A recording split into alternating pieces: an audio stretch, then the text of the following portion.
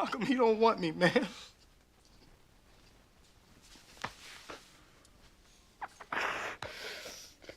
In this scene in particular, what Uncle Phil is doing in this role of kind of surrogate father is actually lots of nothing, which is really valuable. Like he's letting Will's character just express everything that's going on. And especially it's beautifully put with the hug at the end and then the pan to the statue of like, Phil really is being the container for Will in that moment. It's like, hey, you can have your big feelings, kid.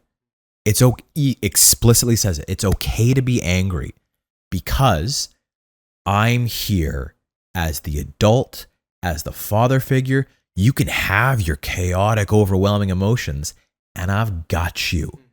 I'm here to support you.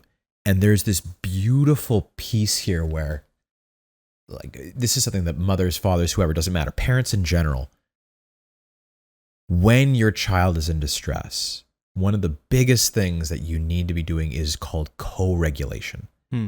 It's the idea of when somebody's in distress, if you can be there as a calming and soothing presence, that is probably more important than anything else you could say or do.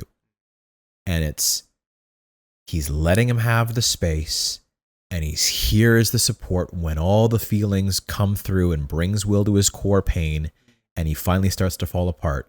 It's this beautifully done, like, I'll give you the space you need, and then I'll provide the containment when you need it. And it's like, again, shown, not told, all implied.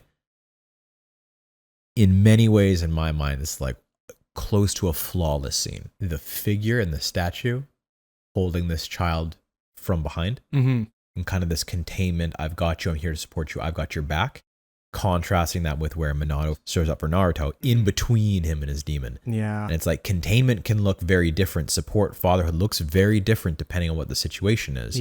Sometimes you need this hand to hold, sometimes you need to be in between. Both of these examples are where the father was not present, and on top of that, for most of their life, up until one brief moment, there wasn't even access to the father. Like it's cool because in the Naruto example, like you were able to have a full-on conversation with your father, but that wasn't that wasn't your dad. That was the idea of him. That was the leftovers in your mind, kind of this representation of him. Is there an equivalent in psychology or in therapy where you can almost have this conversation with somebody when you don't have access to them? Yeah, I did it last week.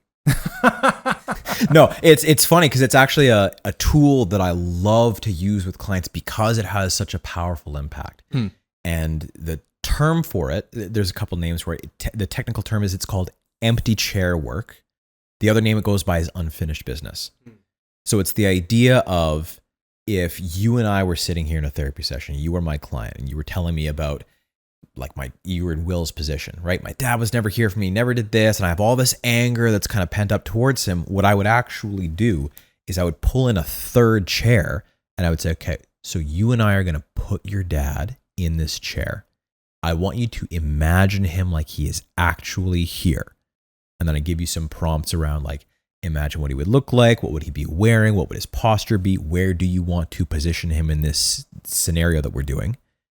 And then I would get you to connect with your emotion and express that to your father in the chair that you're imagining. And it sounds crazy to people, but it's cool how when you set that scenario up, there really is this almost like access to the flow of emotion and experience where it feels like there's a tangible releasing of all that stuff.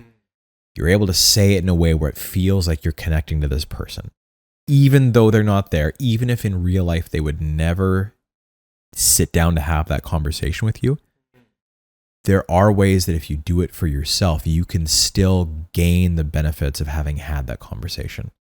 Yeah, again, it goes back to what we were talking about before about symbolizing your emotions through expression, through your words, is hugely important in actually transforming them, making them different, getting relief from the intensity and being able to move forward with something different. Right.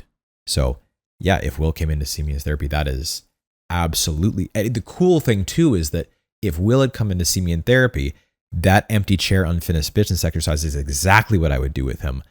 But then as almost like a containing or resolving piece, what I could do is I could say, okay, you've expressed all this stuff to your dad and he can't be there for you. So who else can we use who would listen to what you're saying and who would support you? Who would have your back? And this is where we could pull in a figure like, well, I have my uncle and I'm living with him and he provides things for me and he's supporting me and he's there for me in my difficult times.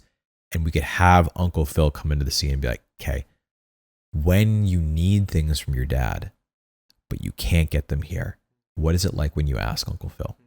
And to get that connection going. So it's like, oh, I'm having that need met. I'm okay. To connect Will to that feeling of being supported and held if he hasn't become aware of it yet. Could be, I mean, just think about it, like that would be a phenomenal session to do. But the cool thing too is that what we're doing in therapy is kind of it's like a recreation or reconstruction. And so it's in some ways kind of like we had talked about in previous episodes. There's something about constructing these stories that helps you experience something that you wouldn't otherwise. Right. So by constructing the story, you can actually experience what it'd be like to express all this to your dad when you can't. Right. But the thing that I love is that what we're doing in therapy really in some ways is recreating what this scene would have done for Will if it had been a real experience. Like if he was a real person and this was a real scenario that was happening, having Uncle Phil be there for him as that space to express what he is feeling to a figure like this, in many ways actually could be a healing process for Will to go through. So this moment, this scene could almost do as much as him going to therapy could. It's just one of the reasons that therapy is really valuable is that we can't guarantee or count on these things happening. Yeah. We can't guarantee or count on that another attachment figure is going to come into your life to support you. And so therapy is a great tool when there's an absence. But the thing that I love to see the most is when people can do this organically in their lives with the people who are around them. To me, that's like, if every single person in the world could do this, I would give up my job in a heartbeat because it means I'm not needed anymore. The best therapy is done in real life with people around you. Exactly. The best therapy is done within relationships.